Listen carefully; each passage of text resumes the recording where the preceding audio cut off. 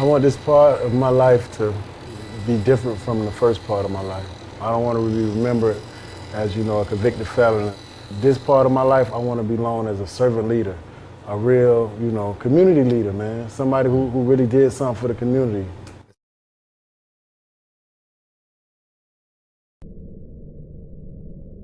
In Florida, 10% of the population has had their right to vote taken away. That's 1.7 million people who can't vote because they have a felony conviction. Cedric Austin is one of them. No matter how much you change, no matter how much you do in the community, I can't vote. As a teenager, he was convicted of a felony for his role in a robbery and shooting. He spent the next 18 years in prison, more than half of his life. That story, I'm sure a lot of people have that same story, right? Have the same exact story. Statistically, man, 1 out of every 4 blacks, males, gonna either be incarcerated. And, poverty and where you live at have a lot to do with it. In this neighborhood alone, it's probably like 1 out of every 3 people gonna end up in jail. What would it mean for you to get your rights back, to be able to vote? It'll mean the world.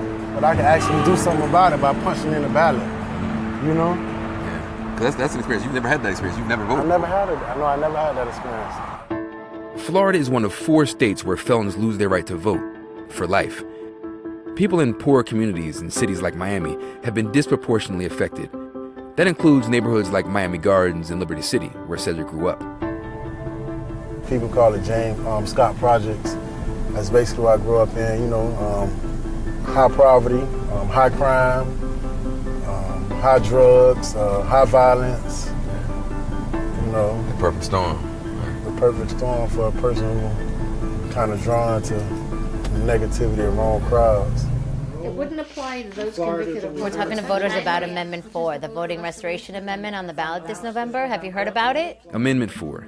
It took more than 750,000 signatures just to get it on the ballot. If it passes, it will restore voting rights to most felons in Florida, those who haven't committed murder or a sexual offense. Karen Light can't vote because she has a felony on her record for fraud. Now she's going door to door, neighbor to neighbor, spreading the word. Are you a registered voter? I'm coming here to talk to you about Amendment 4. Do you know Amendment 4 is to restore voting rights to individuals? So it's time to let my people vote. This is a bipartisan issue. It is not black, it's not white, it's not Republican, it's not Democrat. It is a basic American value, our basic right as guaranteed by the Constitution as a citizen of the United States. Everyday people, 1 in 10. And it's even higher in different populations, right? It's 20% for black folks and Hispanics is high. But the idea that it's not just career criminals, it's everyday people. A lot of people think that all these felons are of color. And in fact, only 30% of the individuals who cannot vote, who are restricted because of a felony, are of color. That means 70% are not of color that look like me. This is the most important voting rights measure, certainly that I've worked on. I think that the ACLU will have worked on, and certainly in this country in many, many decades. Howard Simon has spent the better part of 50 years fighting for voting rights. He marched with Dr. King in Selma in 1965. This is a modest proposal that it's possible to earn your way back into the community. And you can earn your way back by fully completing all the terms of your sentence. Do you get the sense that the soil is ripe right now for the citizens to actually vote on this and for it to actually pass? Oh boy, I think this is finally, after working on this for so many years, this is an idea whose time has come.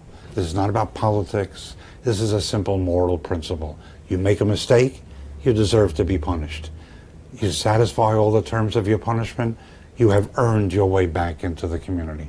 It's about forgiveness, it's about equality, it's about the American way, it's the tenet of democracy. And in so many ways, you can't vote, but you're participating with this ballot right here. I decided that I was going to do my best to make sure other people voted. Cedric was imprisoned when he was 17, before the legal age to vote.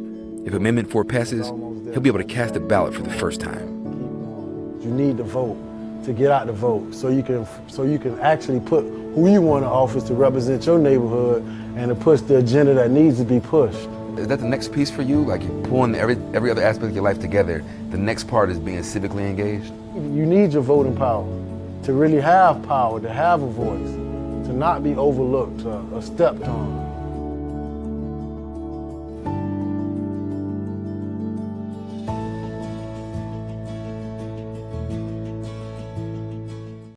Hey, NBC News viewers, thanks for checking out our YouTube channel. Subscribe by clicking on that button down here and click on any of the videos over here to watch the latest interviews, show highlights, and digital exclusives. Thanks for watching.